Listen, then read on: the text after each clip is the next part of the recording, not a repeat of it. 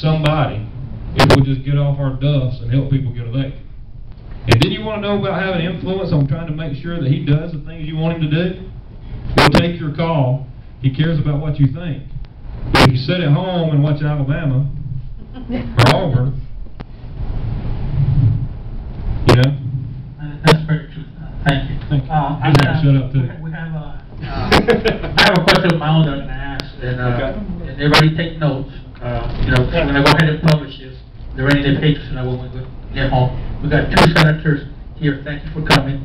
What are your top 10 legislative items that you're going to pass where you introduce your first day where you're in the majority? From number 1 to number 10. What are those? Specifically, so that go ahead and quote you. 10? Yeah.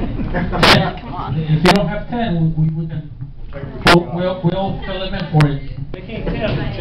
Give us some more. They can't count. I can tell you my priorities. I don't know if they'll equal 10. You'll start, I'll add on. Ethics laws, we need to change them, strengthen them. Let's make that into 2, so we can get to 10. Oh, 2 ethics laws. Subpoena power for the Ethics Commission. Yeah. And I think immigration is what we've talked about. The biggest problem we're going to have, and it's got to be a priority, it's not a bill, but it's 2 budgets. That is going to be the biggest problem we face when we go into session in March. Let me give you one example. 3 years ago, the education budget was $6.7 billion. Keep that in mind, 6.7. The budget we're dealing with right now, because of the economy, because of the loss of income and sales tax, we're dealing with a budget for education that's $5.2 billion. That's how the economy has affected the education budget. The other budget's in just as bad a shape, the general fund budget. And that funds Medicaid, the Department of Corrections, Conservation, every other department of state government except education. So our priority, besides all these individual bills, has got to be dealing with some hard decisions dealing with the budget. And then we're talking about, you know, pack to pack. We've got to deal with those election reform. That's a biggie. Campaign disclosure. You know, that's part of getting rid of pack to pack. Where does the money come from that Scott Beeson got, or where did the money come from that I got? It's so easy to hide campaign contributions because pack to pack to pack, you can't trace it. You can't. All of these on the first day, right? Well, the first session, I don't know if it's going to be the first day. I hope we organize on the first day. Okay. So the second day, I mean, all you can do is convene on the first day. Early. Okay. Early in the session, you'll see this stuff. However, I mean, I hate to press you, but hardly. Second day, third day, first week. I mean, we want to be able to quote you because it's got 115,000 Rainy Day Patriot members tonight. You know, so I want to make sure I understand. I think what is safe to say is in that first legislative session, which is only 30 days, and if you have a situation where you're not blowing through trying to do 10 bills a day, and you're making sure that people know what you're doing and all that kind of stuff, I think you can rest assured in that first 30 days you're going to see votes in the Senate. We're in charge. We don't know what they'll do in the House on things like budget reform, whether that's prior year budgeting or whether that's 15-year rolling average, which is a slight variation of prior year budgeting. That's one of the most important things we can do in the state of Alabama. I think you're going to see some ethics reform. Like we said, some power for the Ethics Commission, reducing how much the loopholes that are in what a lobbyist can or cannot give to an elected official. I think you're going to see some of those. I think you'll see the immigration bill could be one bill, or I could give you 6 or 7 right now, giving law enforcement the ability to check for legal status on someone who's just pulled over, just a simple traffic violation. Those sorts of things are huge. You know, what you do, what you require, the Department of Industries is it called, industrial relations, what you require them to do, how, how you're going to deal with those. There's a host of ways to do that. I would love to see something like the taxpayer expenditures and limitations bill, which I think would be one of the greatest economic development tools the state's ever seen. It was vastly popular and successful in Colorado. How extensive that is, what the details are yet to be seen. There are just so many things that we can do. We've tried to talk about the big issues and the fact that you will be able to see a real difference. There's no consensus of these 10, boom, boom, boom, boom, boom, because some of those 10 may actually be, they're 10 issues. There might be 35 bills. So what we're trying to say is these are the things we want to work on. These are the things we want to make happen. How we make them happen, I can't tell you exactly. Healthcare and Healthcare, Just let me add one point. It takes a minimum of 5 legislative days to pass a bill.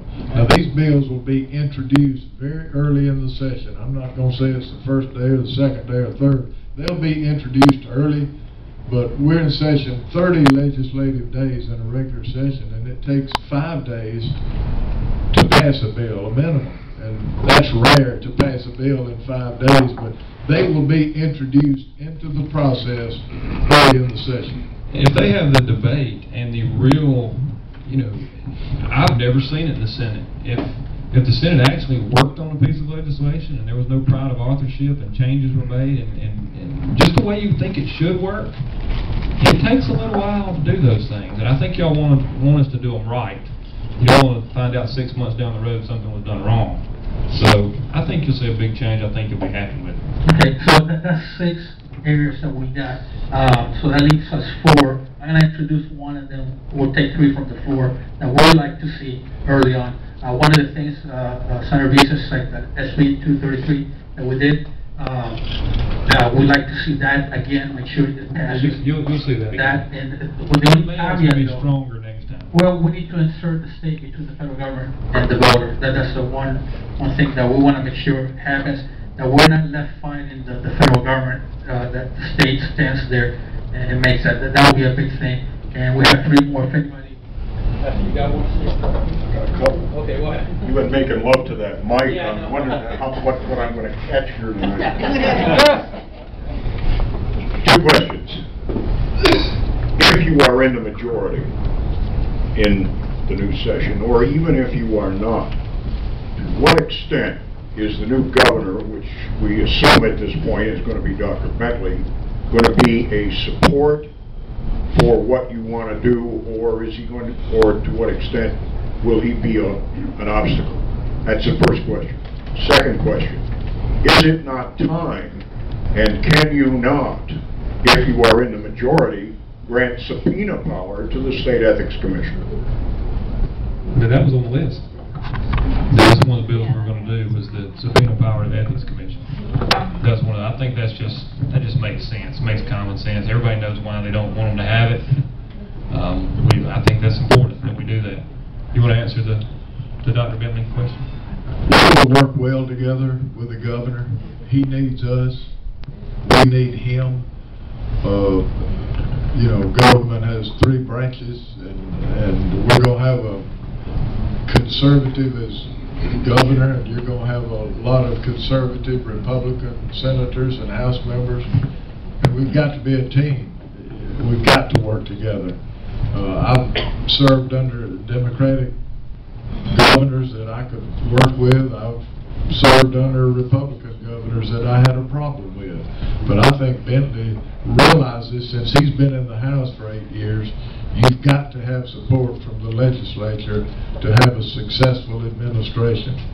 So let me emphasize, we need him, but he needs us just as bad, and I think we're going to have a good team and work together, Steve. I just want to make one point. If you have questions, please come down here and line up. We are not going to be calling questions from the floor. It's much easier to hear if you're talking into the mic, and some of us, like myself, are half deaf anyway already. So, A 4-year property reappraisal will probably be on that list, by the way. So now what we have to do, 8, 7. A little change of pace, John. The fair tax is a national